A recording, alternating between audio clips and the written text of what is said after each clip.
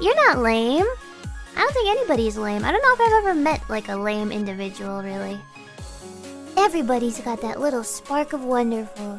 You just have to cherish it, caress it, have it in the palm of your hand, shake it around a little bit, give it a little bit of a rub or two, and watch it grow and blossom. And make sure you don't get the start thinking about avocado seeds. Like if you have your seed in water, or if it's too like musky and warm in the seed cup, it might get moldy, and that's bad. I was gonna say, so don't let your wonderful get moldy. That would be not bad, not good.